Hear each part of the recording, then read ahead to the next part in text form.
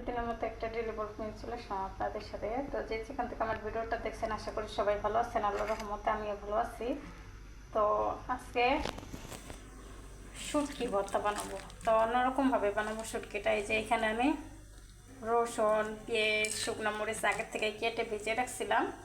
তো এই যে অনেকে চিনেন অনেকে চিনেন না জানি না, এই যে চাপা শুটকি নিয়ে নিছি, যে ভিজিয়ে রাখছি এগুলো সুন্দরভাবে পরিষ্কার করে নিব। আরও এই চাপা শুটকি ভর্তাটা এত এত মজা যা বলার বাহিরে।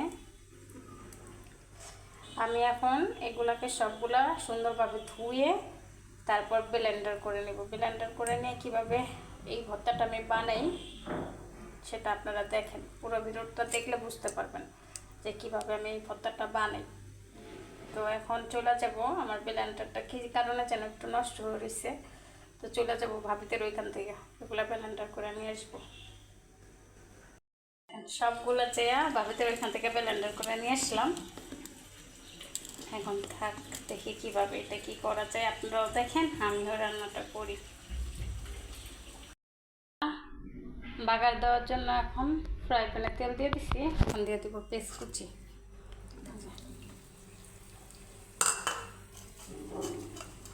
এই শুটকিটা মানে আমার হাজব্যান্ডে খেতে এতটা পছন্দ করে, মিস করতেছে আমার হাজব্যান্ডে। অনেকেই আবার অনেক কিছুই বলবেন, আসলে অনেক মিস করে এটা। যখন আমি বানাই বলে অনেকটা মজা হয়, শুটকিটা সবসময় আমার পছন্দ। তো আগে খেত না, হয়তো জানি না, আমাদের ওইখানে গেছে পরে আমি এভাবে বানাইছিলাম, তো ওইখান থেকে এতটা পছন্দ করে যা বলার বাহিরে। যাই হোক, অনেক বক বক করে ফেলাইছে। এখন এগুলো সুন্দরভাবে এই যে ভেজে নেব, হালকা একটু বেরেস্তা কালার হয়ে আসলে তো ওই জায়গায় যে শুটকিগুলো আমি ব্লেন্ডার করে রাখছি ওগুলো এখানে দিয়ে দেব। যে এখানে পেস্টটা কিন্তু আমার বেরেস্তা কালার হয়ে আসছে, এখন এই যে শুটকিগুলো দিয়ে দেবো এখানে। সবগুলো শুটকি দিয়ে দিলাম। এখন এটাকে সুন্দরভাবে একদম ভাজা ভাজা করে নিতে হবে, শুধু নাড়াচাড়ার উপরে রাখতে হবে এটাকে।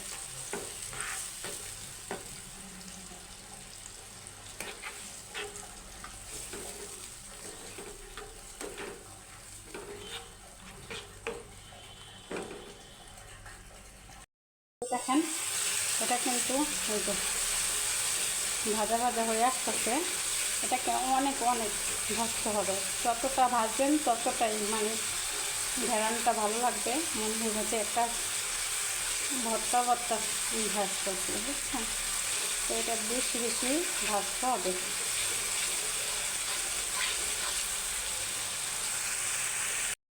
দেখেন ভর্তাটা কিন্তু বানানো আমার শেষ, কতটা পারফেক্টলি হয়েছে দেখছেন। আমি কিন্তু একদম দেখছেন ফ্রাই প্যানের সাথে একদম লেগে লেগে গেছে।